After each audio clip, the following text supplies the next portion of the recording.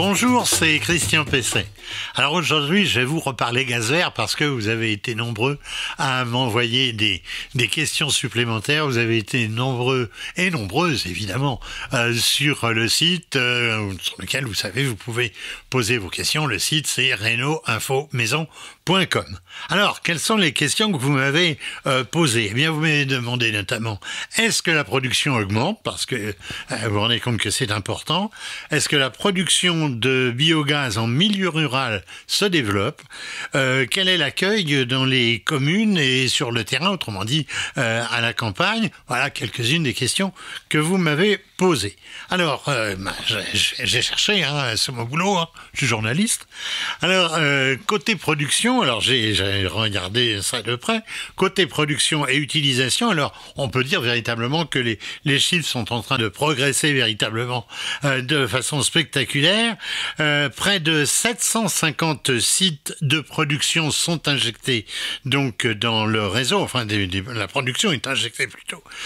Plus de 3 500 000 logements neufs sont maintenant chauffés avec du gaz vert et il y a une capacité globale, alors ça c'est vraiment snobant, une capacité installée de quelques 14,2 TWh, soit la capacité de 3 centrales nucléaires, ce qui est quand même assez spectaculaire, sans risque d'interruption évidemment pour la maintenance ou de panne, comme on a vu beaucoup de nos centrales, il doit y en avoir encore qui sont arrêtées.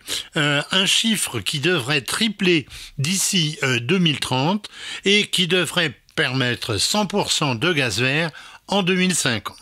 Alors, pour ce qui est de l'accueil en milieu rural, eh bien, il est très bon en cette période d'incertitude. Évidemment, des activités agricoles, on peut le comprendre. Plus de 85% de production du gaz vert, c'est-à-dire, vous savez, par méthanisation, donc des déchets agricoles, eh bien, sont assurés en milieu rural, dont la plus grande partie, évidemment, je le disais, issue de déchets ou de résidus agricole. Alors, en plus, ce qu'on appelle, vous savez, le digestage, j'en ai parlé une fois précédente, le digestage, c'est le résultat lié à la fermentation pour produire le biométhane. En quelque sorte, ce sont aussi des déchets. Ces déchets, donc, pour produire le gaz vert, ils constituent un engrais naturel qui est très apprécié des agriculteurs. Alors l'affluence qu'on a constatée au salon de l'agriculture récent, témoigne de l'intérêt donc du monde agricole pour ce biogaz, pour donc ce gaz vert. Alors j'ai eu un appel spécifique, c'est Sylvain il est élu local. Alors, il est même, je crois, il est conseiller départemental. Vous savez, les anciens conseillers généraux. Et il m'a demandé quel est l'accueil donc au niveau des communes, au niveau du monde rural ou des villes.